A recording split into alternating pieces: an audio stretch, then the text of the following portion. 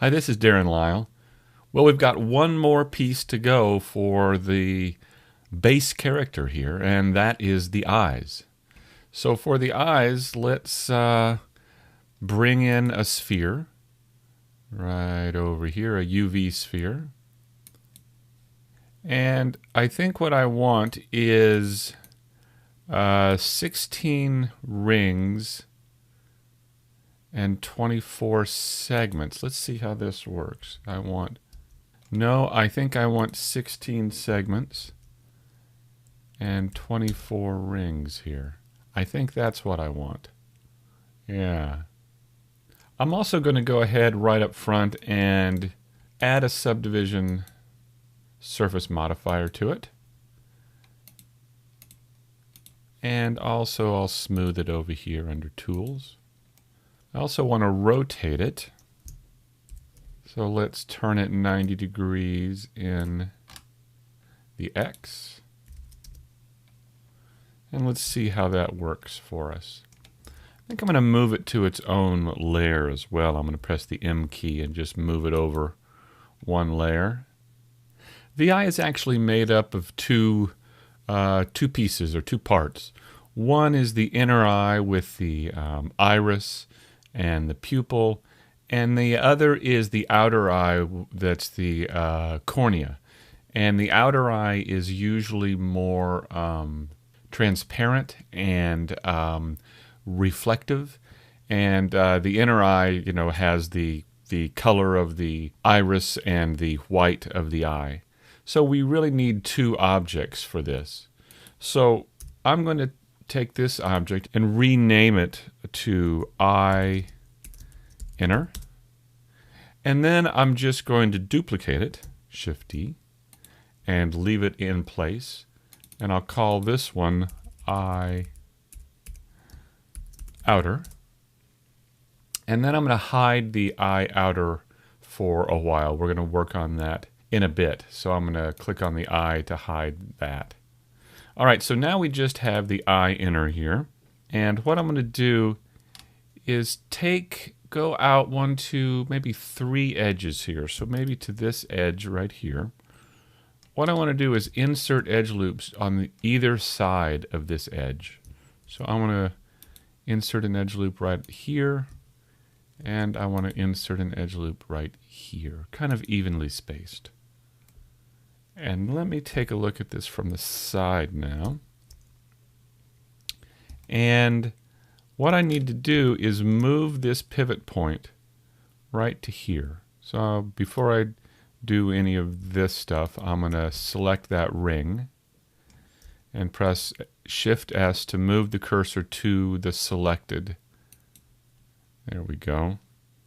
Now, once again, I'll select that point in the middle and Control up arrow until I get to that third ring.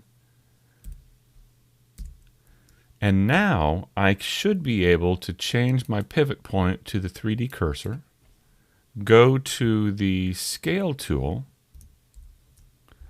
and now as I scale, it should flatten up at that ring there where the cursor is. It's going to scale around the cursor or along the cursor there. And I'll bring it in, and I might even want to just bring it in so it's a little bit curved in there. All right, that looks pretty good.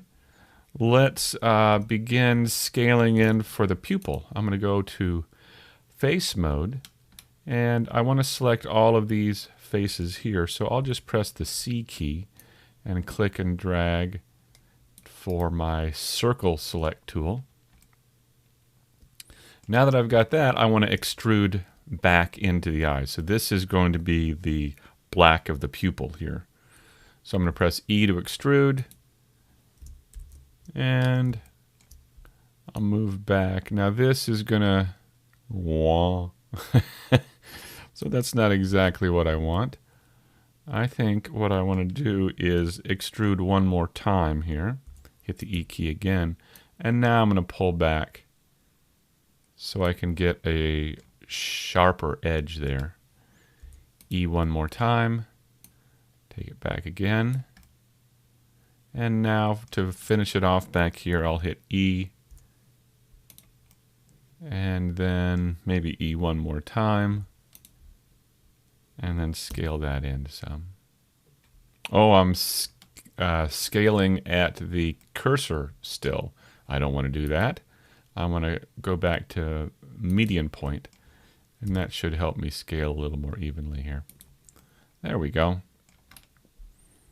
All right, I think what I'm going to do is bring that back out and catch these edges here and then scale them in just a bit. Okay. All right, so there we have the inner eye. What we can do is go to edge mode and select every other edge here, like this. Select all these edges and then hit the delete key and choose dissolve edges. And that will get rid of the tris and create quads here for all the faces. And that's usually what you want for a character like this, is all quads and no tris. So let's do the same thing back here. I'm just going to quickly select every other edge back here. And then delete and dissolve edges. All right. So there we have the inside of the eye. That looks pretty good. Let's take a look at the outer eye now. So I'm going to hide the inner eye away and bring back the outer eye. Now this needs to be just a little bit bigger than the inner part. So I'll scale it up a tiny amount. Maybe something like 1.02 here. That should do it. And for this, we need to do pretty much the same thing, but instead of flattening in, we need to bulge out at the front of the eye. So let's count out 3 edges. 2, 3. So we want to insert edges around this one here. So I'm going to press Control R to insert edge loops here. And then we need to, I think our cursor should probably be pretty much in the correct place. But now let's change our pivot point to the 3D cursor and select these points here. Now let's go to the scale tool and scale out just a bit. So now this outer portion, this eye outer, will be clear or transparent and will be highly reflective. And so this bulge outside the pupil here will catch the light in the scene and make the eye sparkle. All right, so here we have the outer eye and the inner eye. And I think what I also want to do here is delete every other edge out front. This is helpful because when you have a lot of edges going into one point here, you can kind of see the pulling on it. And if this is going to be highly reflective, then we may be able to see that pull, and we don't want to be able to see that. So let's at least reduce the amount of edges that are going into that point by deleting and dissolving edges. And we'll do that to the back. Even though this will probably never be seen, we'll do it anyway, just to keep things clean and tidy the way they should be. All right. So there we have the outer eye and the inner eye. Okay, so now we should probably put the eye up into the head. To do that, just to make our lives easier, I'm going to go ahead and combine these two, the eye inner and the eye outer, for now. And then at a later time, I'll split them apart again. I'll move the pivot back to median point. I'll select the eye inner and eye outer and press Control J. And now, just going to call this eye left. Oops. There we go. So let's move this back up. I'm going to bring up the characters layer And let's try and place this in here. All right, let's see if this was even close here. No, not at all. All right, so as you can see, we've got some work to do here. All right, so now the trick is,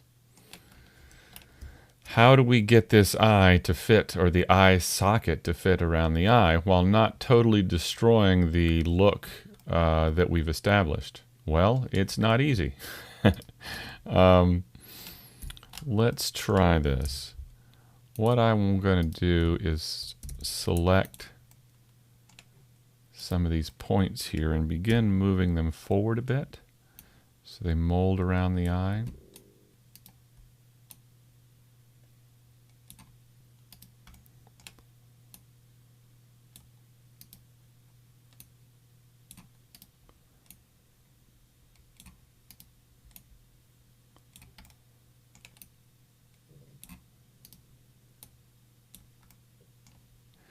What I'm going to do now is extrude this edge back into the eye socket so that it kind of creates a suction cup around the eye, so that when the characters, if the camera ever gets like this to the character, we don't see inside their empty skull there. So let me go inside here and take a look at how we can do this. I think I'm just going to take this edge, and let me frame up with the numpad period key here. I'm just going to take that edge and extrude that back a bit and scale it out. So I'm just going to hit E and go straight to my scale tool and scale that out some, and then push it back a bit so it kind of seals up around that eye. And then I think I'm going to do one more extrusion out. Bring that back and scale it up some so it seals up around the eye there. All right, let's see. So now I should be able to look in here and not see anything.